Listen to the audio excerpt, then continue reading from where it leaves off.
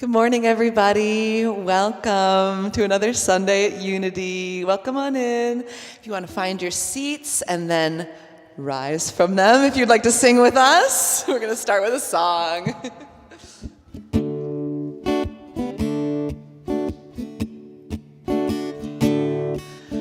Love is my decision.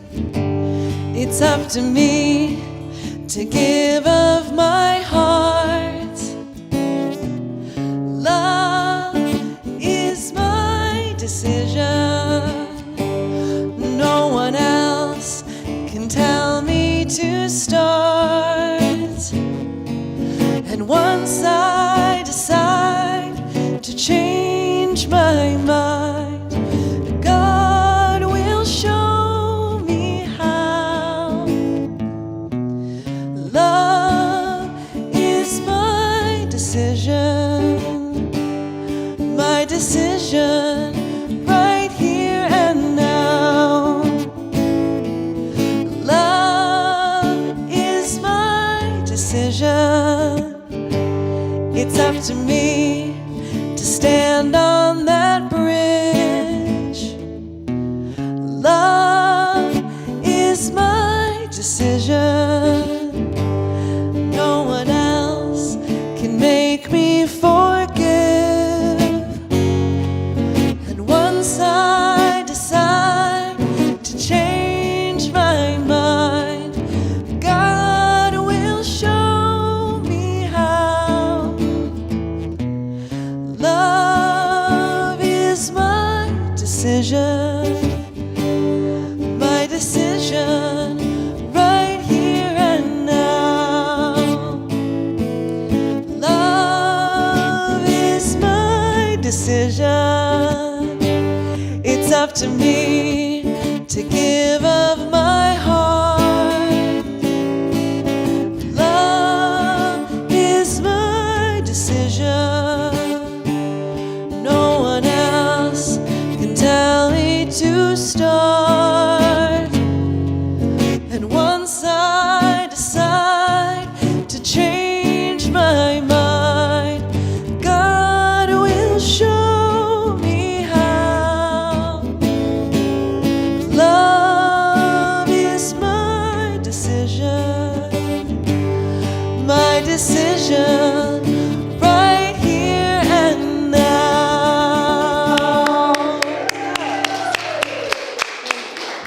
Indeed it is. Good morning. Good morning. Welcome to the Unity Center of Pittsburgh.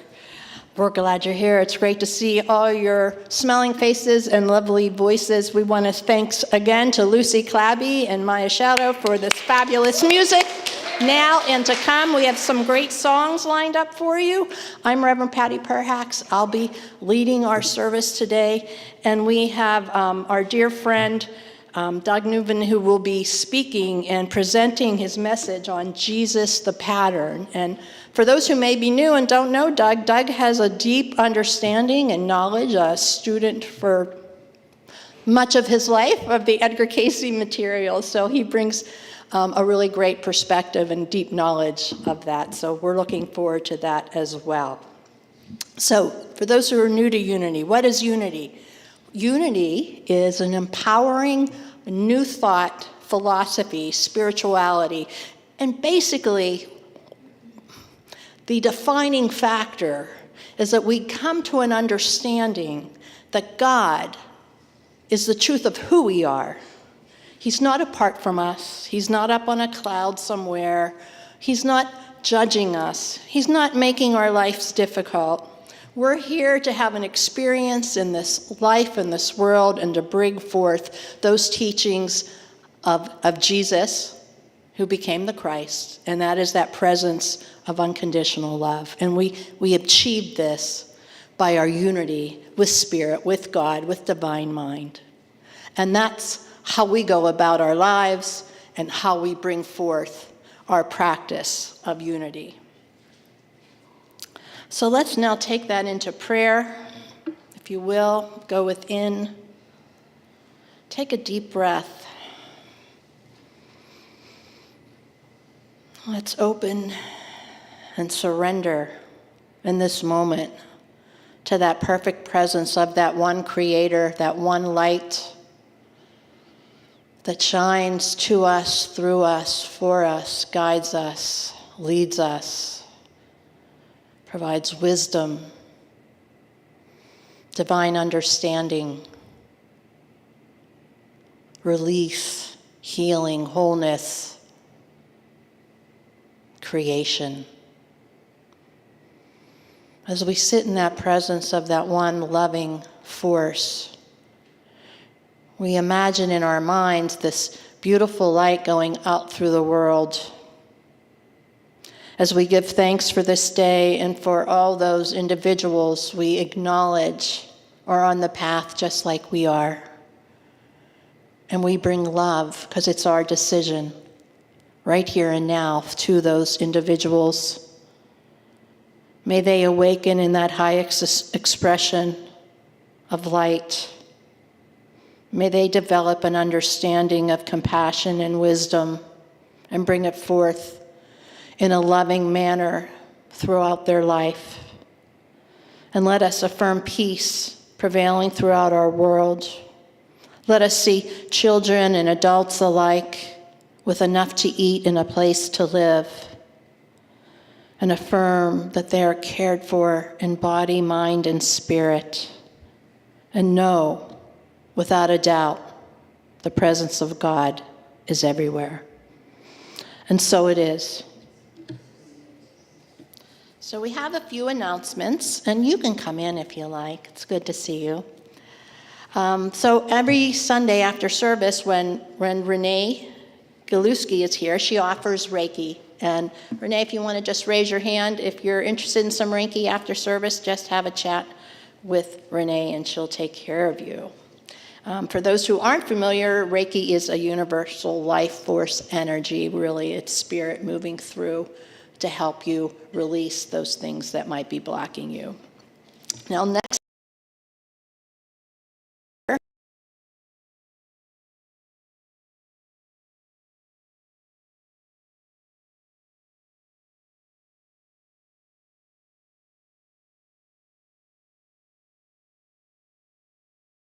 Will be performing our music next week, and she's also going to have a healing meditation after service. If you don't know Meg, I really encourage you to come and see her. She has just such a healing energy about her that it's really quite wonderful to be in her presence and hear her music. So come and see Meg Rain next week.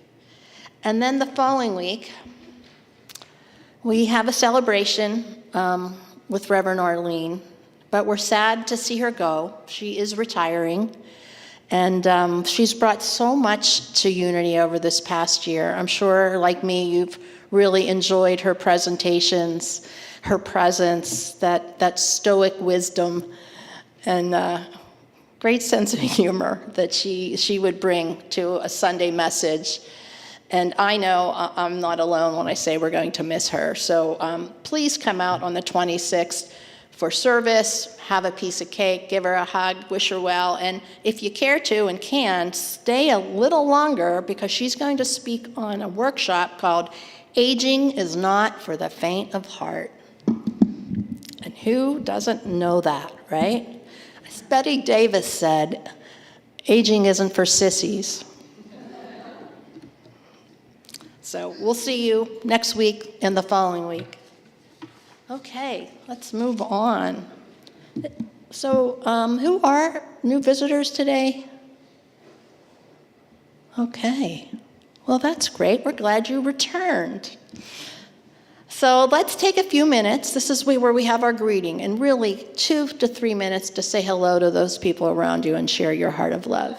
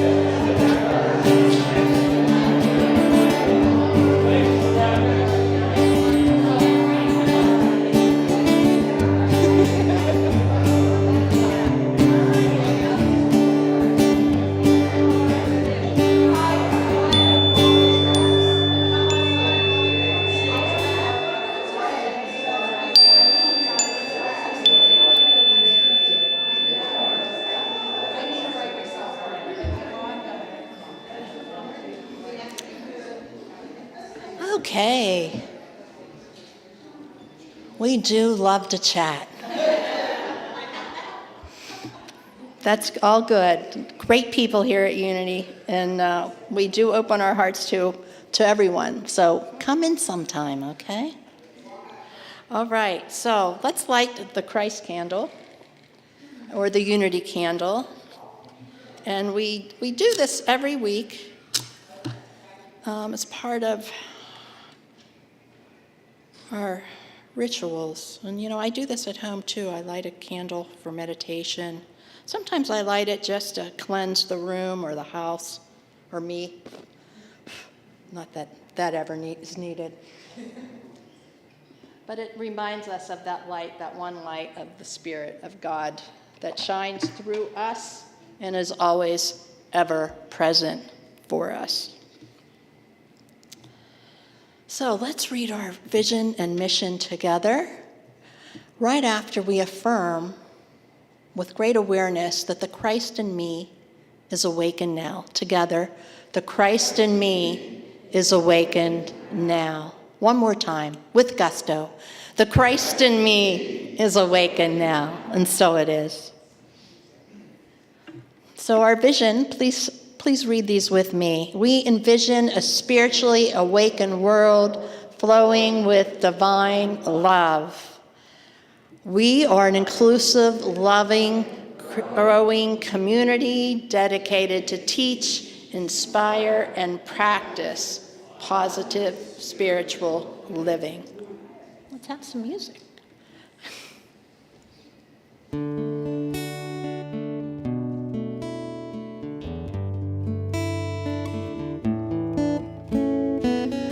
Amazing grace, how sweet the sound. Amazing love, now flowing down, healing my heart with the peace that sets me free. God's grace is here, it covers me. It covers me. Us. It covers us.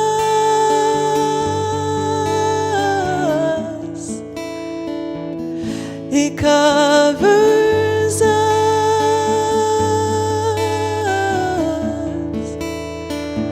And it covers you.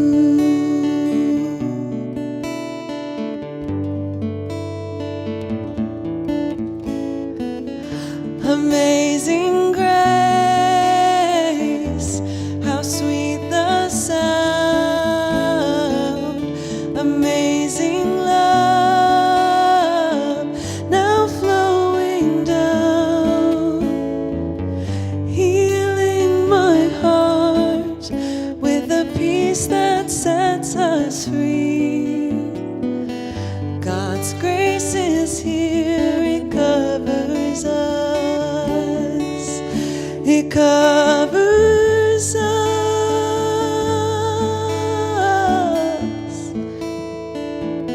It covers us.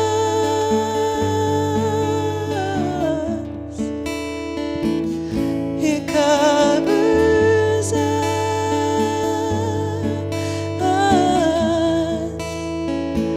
And it covers you.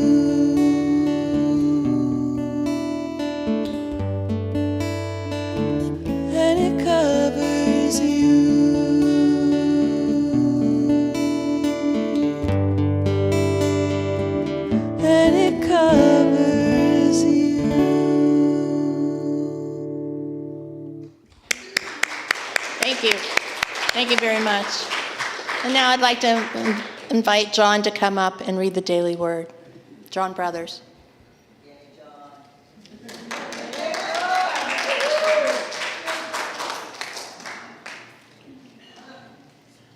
Good morning. Today, our daily word is guidance. And our affirmation reads, "In the divine presence, I am guided."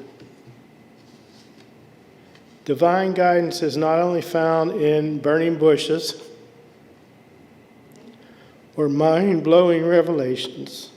More often, it arrives in gentle nudges, subtle enough to overlook, ordinary enough to dismiss. Yet these quiet signals are holy. A craving for sweetness, a need for fresh air, a muscle that tightens or relaxes, all can be taken as clues to care for your body and soul. As I've become present with the fullness of my humanity, my senses, my intuition, inner knowing, I realize guidance is ever flowing. It invites a restorative resting of mind and heart. It is alert stillness that listens, a receptive openness where clarity emerges and gentle direction unfolds. I trust the quiet impulses that draw me forward, allowing the simplest moments to lead me toward my soul's fulfillment with ease. And our Bible verse is, "My presence will go with you, and I will give you rest." Exodus 33:14. Thank you, John. Thank you. What a great daily word. You know, I didn't get to read it this morning because I gave mine away this week, my book. So that was a nice surprise. And I liked the recollection of those daily nudges that we sometimes miss, right? So we have to pay attention and keep open to receive.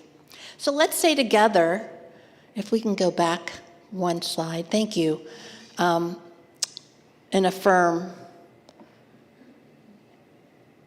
in the divine presence, I am guided. In the divine presence, I am guided.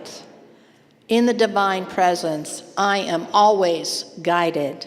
And so it is. Okay, thank you. Amen, and for sure. Well, hello, come on in. Okay, so in the divine presence, let's bring that divine presence to mind as we move into our prayerful intentions. So on the backs of your chairs or behind you, if you're in the front row, there are little slips of paper, and that is a prayer request. And if you want to complete that prayer request, we will collect them. We will pray on your requests for wholeness or health or guidance for yourself or others or situations, whatever it might be. So put it on a piece of paper. We will collect them. We'll have some music. We'll pray.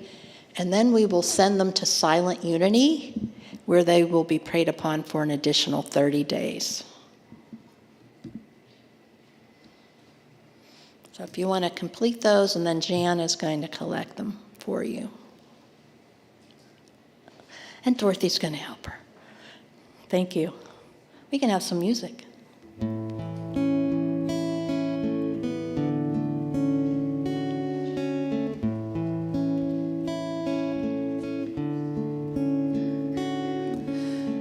This very room, there's quite enough love for all of us. And in this very room, there's quite enough joy for all of us. And there's quite enough hope and quite enough power to chase away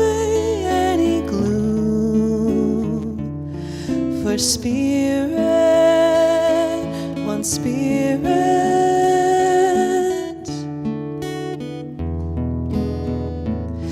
is in this very room.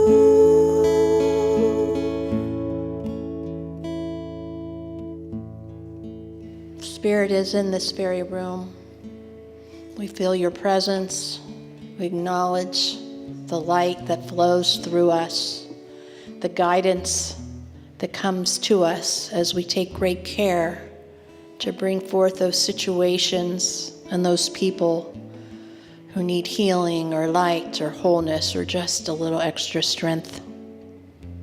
Let's now in your mind bring those prayers, those requests you have. Hold them in thought. Surround them in light. Affirm all is well. And for those who are grieving, we send you light and love and remind you that your loved one is nearby. For we're all connected. It is in that great unification of the one creative force, that one energy that pervades the universe, that brings all our hearts in love, brings all our heart in wholeness, brings all situations to divine understanding.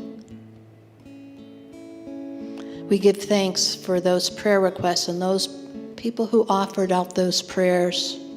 And we send that light, that healing, that wholeness out to those individuals and know it is done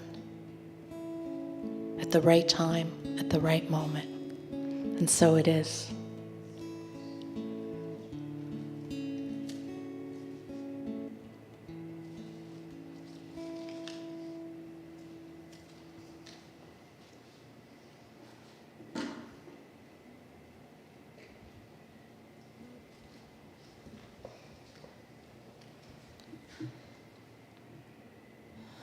So if we can just have some music, you can keep playing that. It's very lovely. We'll go into meditation. But many of you are probably already there or on the cusp. For in this very room that light shines, the presence of God, the wings of angels brush our cheeks. Our loved ones gather near. Our guides, our teachers, the ascended ones, the Christ, all around with us, bringing us healing energy, uplifting our hearts, touching our minds, saying, "Worry not. All is in order." For life is your path of discovery, your path of friendship, of family, of neighbors, all whom we bring into our heart.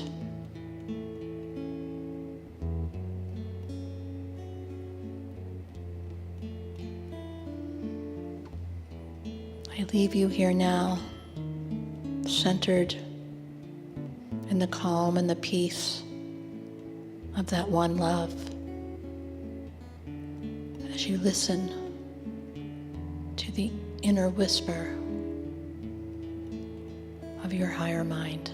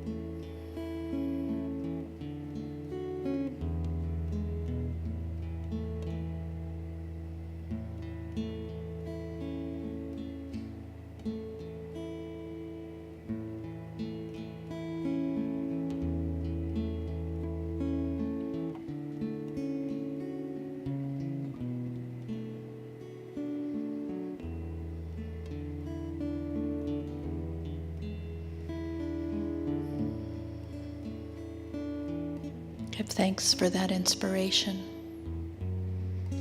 Give thanks for the peace and the calm and the healing that has been received. Bless that light and send it forth with gratitude. And so it is. Amen.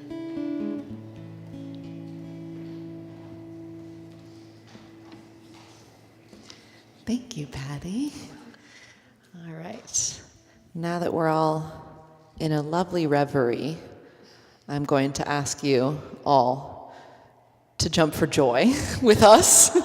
This is a song that if you were here last week or if you were listening online, Marianne mentioned in her message, and I thought it was a beautiful connection, and so we're doing an asynchronous reference to Marianne's message last week by singing the song that she wonderfully tied into our message last week. Joy to the World by Three Dog Night, not the Christmas one. So if you know it, join in.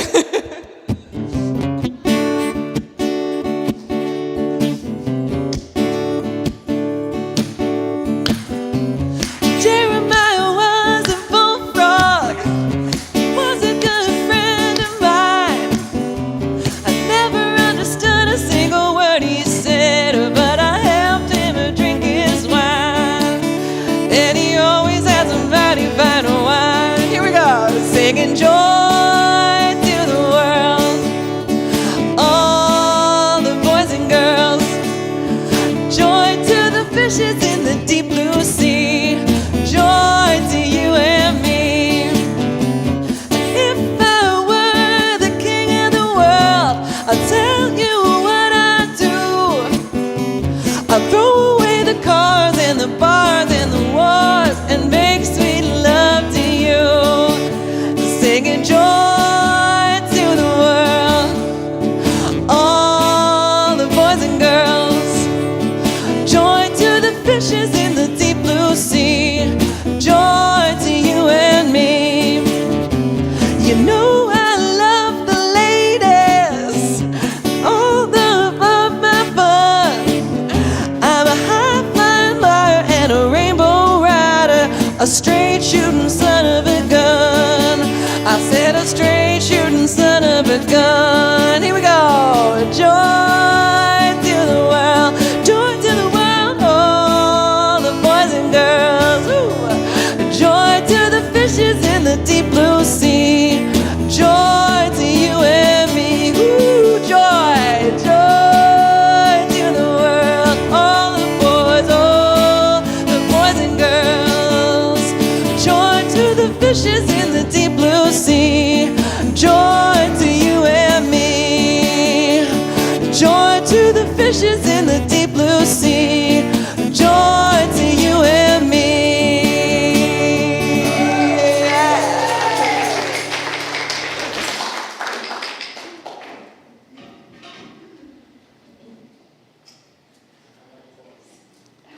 Wow, that was great.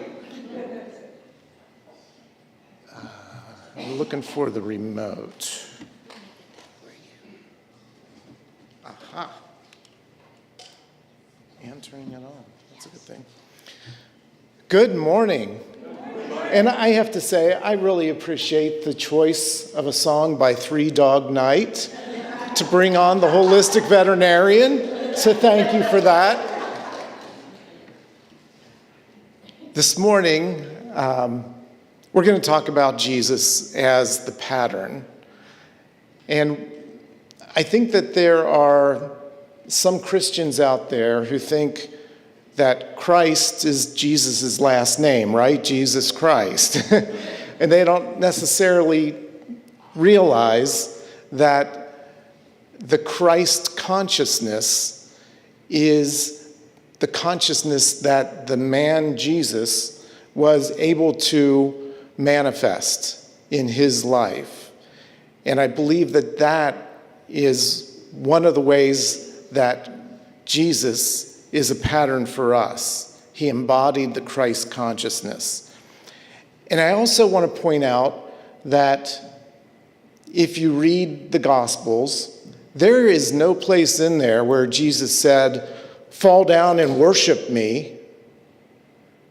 What Jesus said was, "Come, follow me." He was a way shower. In fact, Jesus referred to himself as the way.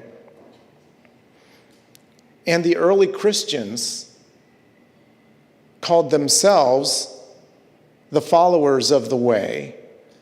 And I've always kind of enjoyed that as someone who got into acupuncture and Chinese philosophy and Taoism, because the Tao is the way. And so I really think that these philosophies are closely linked. So Jesus said, "I am the way, the truth, and the life," according to the Gospel of John. And according to Charles Fillmore, in the Dynamics for Living, chapter 29 on reincarnation, the teaching of Jesus Christ is that all men shall through him be made free from sin and to be saved to the uttermost, spirit, soul, body. Until this salvation is attained, there is death. And I just want to for a second highlight the word sin, because the next time I come next month, I'm going to be talking about an enlightened view of sin. So this is just a little precursor to that. But the question is, why do we need a way or a pattern? What is it that we're into that requires us to be in some way saved? And for this, I'm going to kind of take us back to the beginning and especially use the philosophy from Edgar Cayce. And I anticipate that some of you may be challenged by some of the concepts that I'm going to be talking about, because they're definitely not mainstream, and they're not even mainstream in the non-mainstream view of things. And Cayce himself, as a kind of fundamentalist Christian, was shocked by some of the information that came through him. So if you find this information challenging, I would just advise that you accept what you can accept, and what you can't accept, just let it pass over you. Hopefully we won't get into any fistfights here. So according to the Cayce readings, in the Bible, where it says that God said, "Let there be light," he wasn't talking about physical light. He was talking about the creation of the first soul, which eventually became the soul of Jesus. And if you go to the Gospel of John, the most mystical of all the Gospels, and you look at the first lines, you'll see how this corresponds. In the beginning was the Word, or the Greek word logos, which has a much deeper meaning than our word. In the beginning was the Word, and the Word was with God, and the Word was God. He was with God in the beginning. Through him all things were made. And it goes on a little bit from there. And then later in that same chapter of John, we hear, "The Word became flesh and dwelt among us."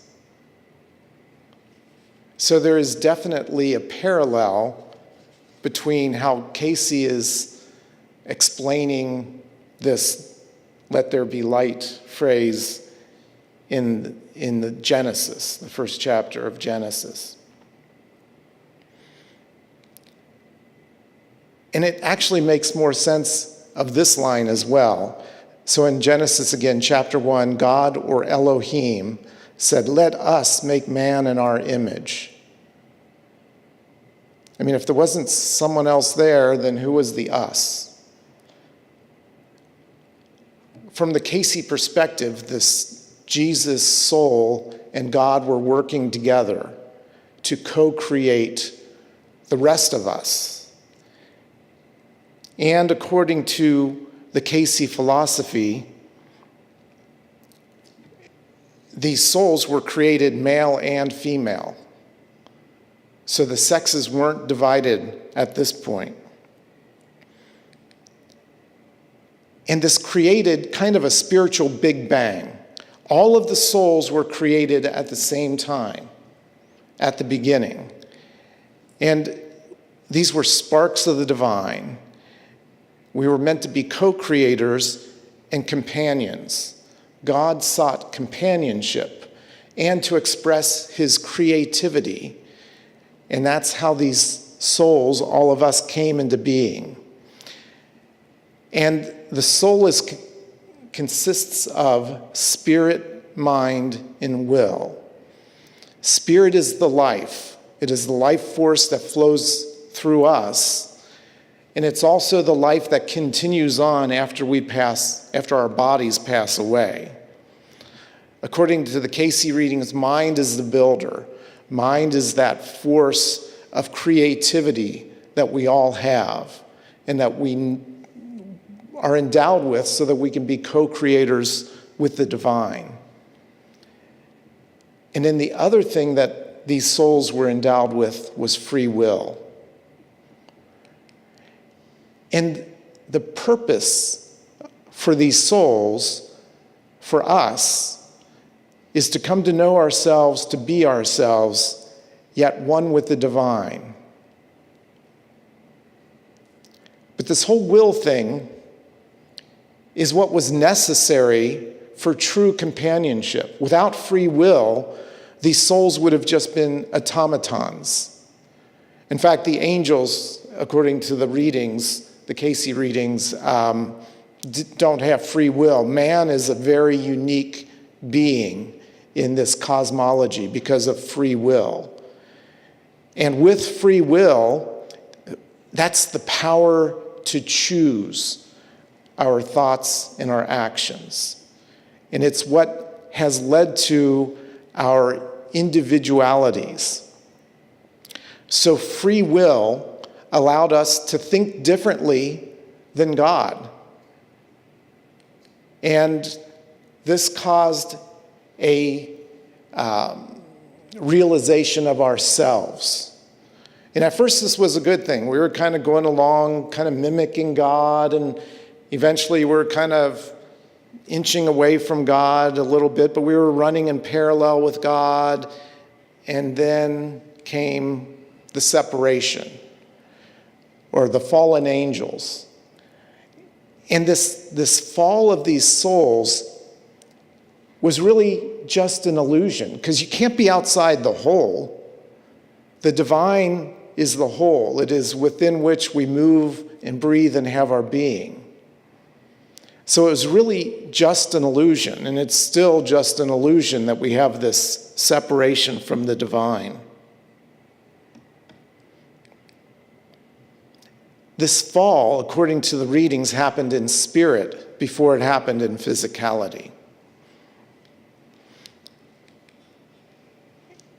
And so this physical reality, some of these souls were exploring this solar system and this physical reality.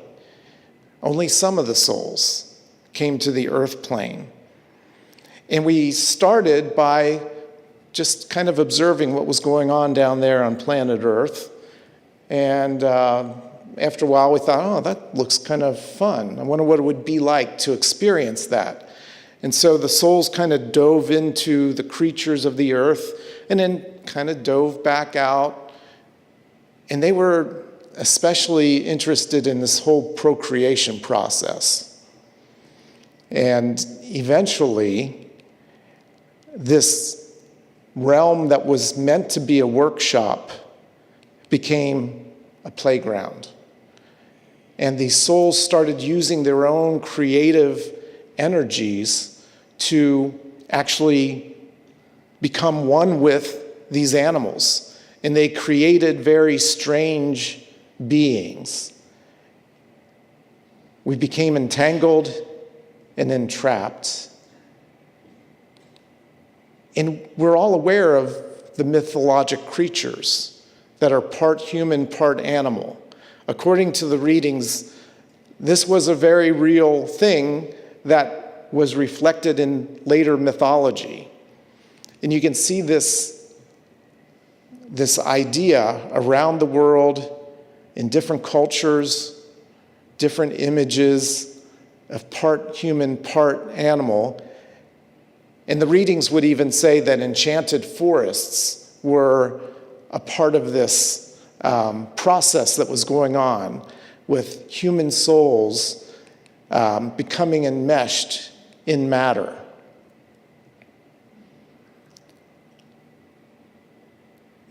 And the soul that became Jesus saw what was going on and realized, this is a mess.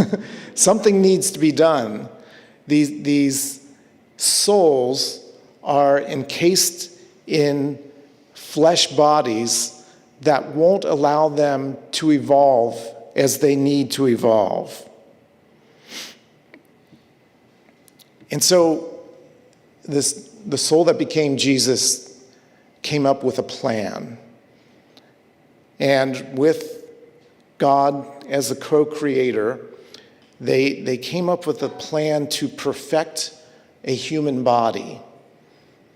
And so they worked within the parameters of evolution with these predecessors of humans, the apes. They, caused them to come out of the trees and lose their hair all over their bodies. Again, working with nature, working with the natural evolutionary processes.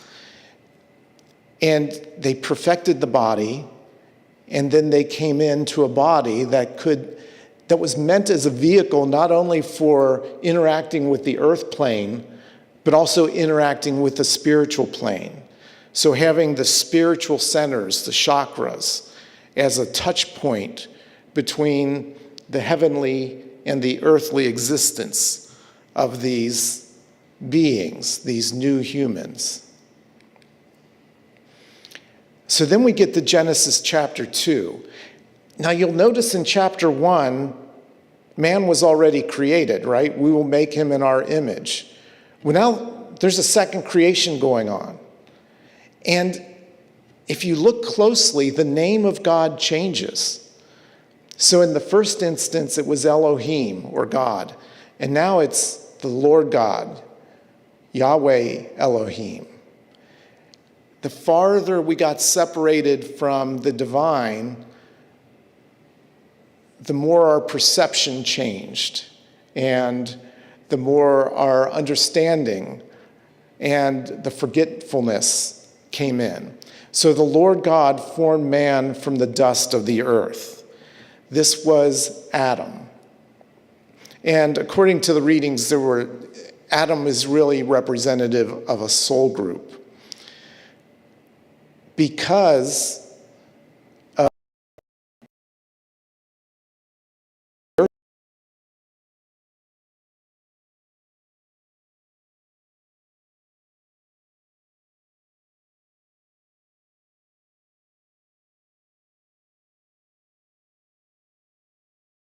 and the female.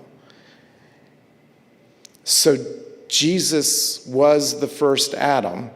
And interestingly, according to the readings, his twin soul Eve later became Mary. And because the soul that became Jesus entered into physicality, it had to go through the same cycle of birth and death that the rest of humankind has been going through all of this time. So again, this is where we're going to get into some challenging ideas that Jesus, the soul that became Jesus, reincarnated just as we've been doing since the beginning of all the souls. If we look at the 1 Corinthians, the first man, Adam, became a living being. The last Adam became a life-giving spirit. Obviously, he's talking about Jesus. So maybe there was an understanding of this in the early church. And this is a reflection of a Cayce reading. As in the first Adam, ye all die, so in the last Adam are all made alive. So Jesus as a way shower wasn't just in the life of Jesus. It was a process that was going on through multiple reincarnations. But if we look at Jesus as an entity, as a physical being on the earth, what are some things that we can learn from his life on earth?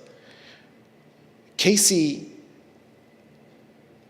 kind of manipulated the word atonement and called it at-one-ment.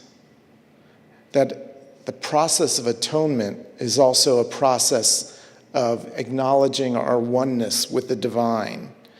And if you look at the life of Jesus, he would sometimes say that I'm not doing these works. It is the Father. It is the divine working through me that allows these miracles to happen. He's quoted as saying that I and the Father are one. Atonement, at-one-ment. If you've seen me, you've seen the Father. Jesus was a channel of blessings. I mean, he couldn't help but to help people. I mean, even if he wasn't trying, a woman could touch the hem of his clothes and attain healing. That is truly being a channel of blessings. I don't know how many of us hope to attain to that level of being a channel of blessings, but I'm sure there's more that we can do than where we are right now. Jesus engaged people. He engaged the rich. He engaged the poor. He engaged his friends. He engaged his opponents. Many times he was engaging the outcasts of his society. So those are challenges for us to follow this pattern. But not only did Jesus engage his world, he also withdrew at times. You'll see in the Gospels where he withdrew into the wilderness. And they don't really say that he's there meditating, but I believe that's what he was doing. And probably he was doing that on a daily basis. They didn't necessarily, talk about that. I remember a comic strip where the little boy says, "But Dad, on TV, when we're watching these shows, when do they go to the bathroom?" They don't necessarily tell us every little detail that's going on. But Jesus definitely spent time alone in reflection and meditation. And I think, one of the main things that Jesus demonstrated and proclaimed was the power of love. Love your neighbor as yourself. But Jesus was actually more radical than that. He told people to love your enemies. Can you imagine? I mean, his culture was one of an eye for an eye and a tooth for a tooth. And actually, that was a step above the law before the Jews, which was if someone hits you, you hit them back 6 times. If they kill your brother, you kill their whole family. So it was actually a restriction when they came up with an eye for an eye and a tooth for a tooth. And then Jesus is being even more radical than that and saying we need to love our enemies. Everything that happens to us happens for a reason. And our enemies are not really our enemies. They're a reflection of ourselves. Cayce would often say, you are meeting yourself. What do you have to learn by that? But one of the biggest things regarding Jesus as a way shower was the night before he was crucified. And he was asking God, take this cup away from me, but not my will, but thine be done. And this kind of takes us full course with the will. So we were given free will, which we used like teenagers to take us, reject our divine heritage and take us away from the divine. And Jesus is showing us that ultimately what we need to do is make our wills one with God's again, so that we come to know ourselves to be ourselves, yet one with the divine.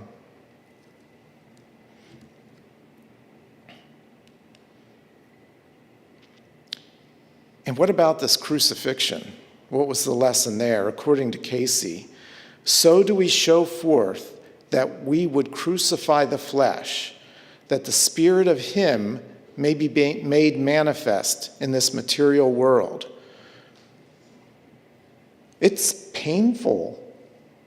It's painful to forgive those who have done us wrong. It's hard in this world when we're challenged by others and by circumstances. And that, from the Cayce perspective, was the symbolism of the crucifixion, basically crucifying your ego so that you can manifest the Christ consciousness, which again is what Jesus was able to show us how to do. So reflecting back on Charles Fillmore, until this salvation is attained, there is death. So what can we do? Hold to your spiritual ideal, which first requires kind of realizing your spiritual ideal. From the Cayce perspective, we all came into this life with an idea of what our ideal was. What are we going to accomplish in this life? And so Cayce actually recommended that we write down a spiritual ideal that we can live by. It's our North Star. It's not something you're going to attain. It's the meaning that we give to what we're doing on a daily basis. And it's not like you're making up a spiritual ideal. The idea is to go within to find your spiritual ideal. And the readings also recommended that you write it down in pencil, because as you develop, as your life changes, you may find that the spiritual ideal is going to change as well.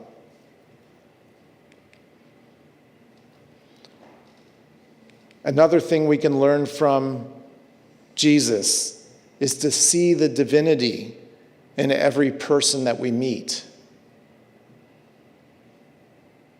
Even those people that just drive us crazy. They are divine. Namaste. Apply love, kindness, and patience daily. Focus on overcoming ourselves, self-gratification, self-aggrandizement. You can find how well you're doing at this when something happens and the first thought that comes to you is not, how does that affect me? Like Jan calls in sick at work. Oh, well, that means I have to work late to cover her shift. No, it's like, oh my God, what's wrong? What happened to her? That should be the first thing that comes to our mind. We need to let go of condemnation. That's another one I have problems with. I'm pretty good at picking out the flaws in everyone else. And then again, making our will one with God's. What is the purpose of prayer? God already knows what's best for us. I really think the purpose of prayer is not to convince God to do what we want him to do. It's to help us understand what's best for us, which ultimately is God's will. And so, the example, the way, the pattern shown by Jesus allowed him to manifest the Christ consciousness. And it's interesting because the first biographer of Edgar Cayce, his name was Thomas Shigrew. He wrote the book, There is a River, which is it gives a wonderful story of the Cayce life and the Cayce legacy. But in the process of writing that book, he asked Cayce, is this the Christ consciousness? And Cayce said, yes, that's it exactly. And this is what he came up with. Christ consciousness is the awareness within each soul, imprinted in pattern on the mind, waiting to be awakened by the will of our oneness with God.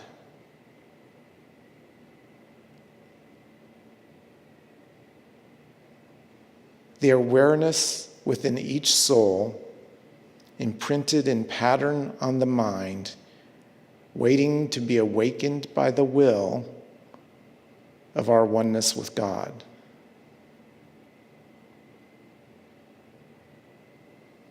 Thank you.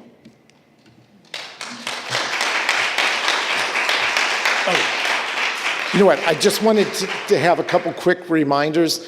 My wife, Judy, and I are hosting the ARE picnic that you're all welcome to. There's flyers about it in the back. That's on August 16th. And then our local ARE group is holding a program, again, flyers in the back, on September 12th. That's going to be a day-long program. So again, thank you.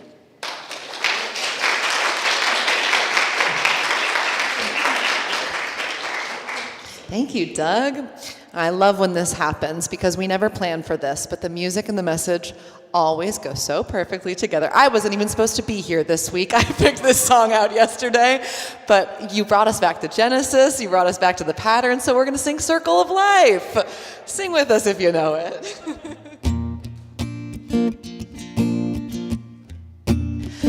From the day we arrive on the planet, step into the sun, there's more to see than can ever be seen, more to do than can ever be done. Some say eat or be eaten, some say live and let live. But all are agreed as we join the stampede, you can never take more than you give in the circle of life. It's the wheel of fortune, it's the leap of faith, it's the band of hope.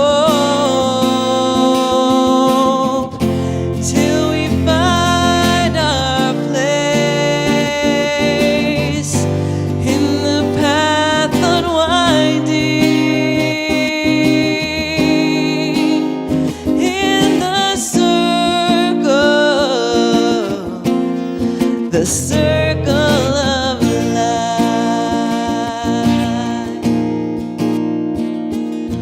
Some of us fall by the wayside, and some of us soar to the stars, and some of us sail through our troubles, and some have to live with the scars. There's far too much to take in here, more to find than can ever be found.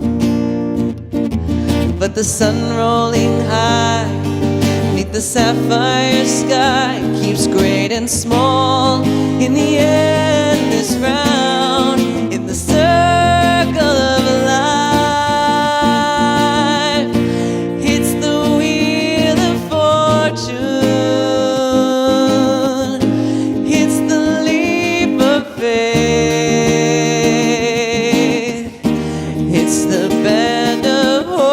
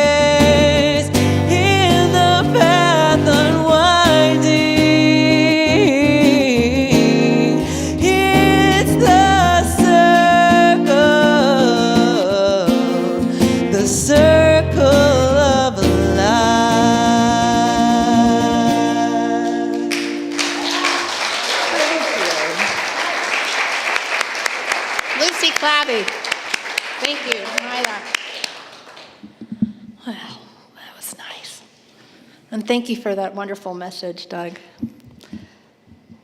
So now we have our prosperity practice, and we talk about the circle, the flow of life, of the universe. Prosperity, abundance is all part of that because it's part of our way of thinking, it's part of our creation.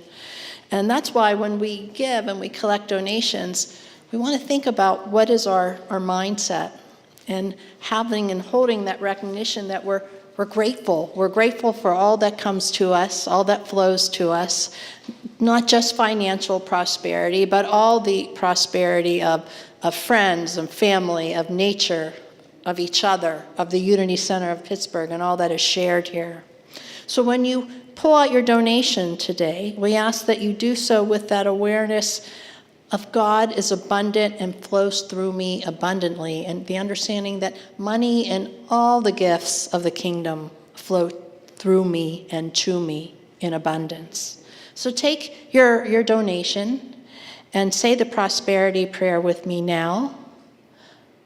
Divine love through me blesses and multiplies all that I have, all that I give, all that I receive. And I am grateful. Indeed, I am. And we'll have some music while our ushers collect your donation.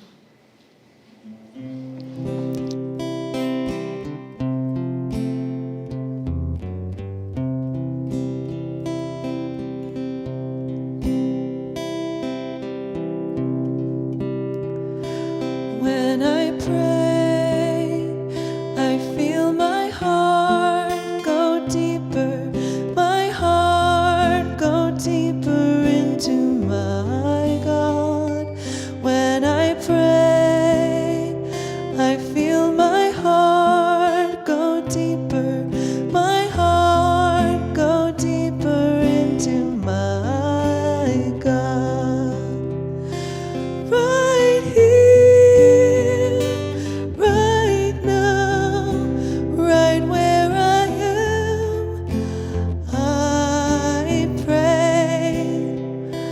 Right here, right now, right where I am, I pray. When I pray, I feel my heart go deeper, my heart go deeper into my God. Thanks for your generous donations. May they return to you tenfold. So now let's bring to mind our 5 foundational unity principles and recite them aloud with me. God is the source and the creator of all. There is no other enduring power. God is good and present everywhere. We are spiritual beings created in God's image. The Spirit of God lives within each person. Therefore, all people are inherently good. We create our life experiences through our way of thinking. Through prayer and meditation, we increase our conscious contact with God, bringing forth love and wisdom and health and prosperity and everything good. Knowledge of these spiritual principles is not enough. We must live them. And so we do.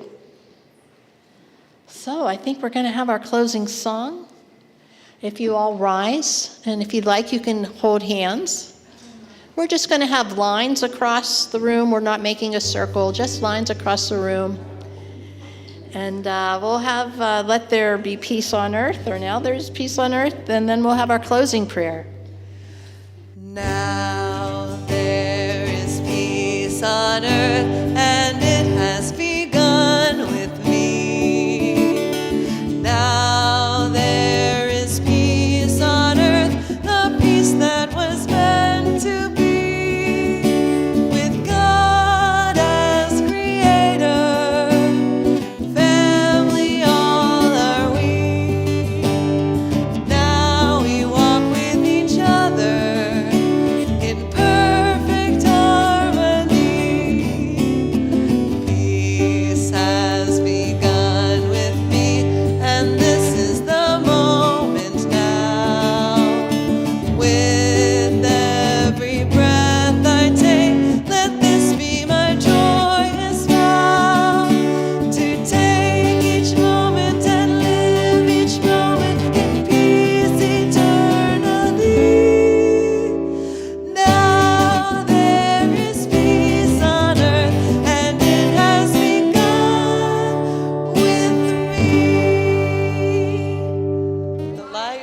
surrounds me. I am light.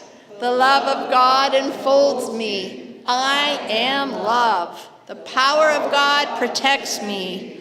I am power. The presence of God watches over me. I am presence. Wherever I am, God is, and all is well.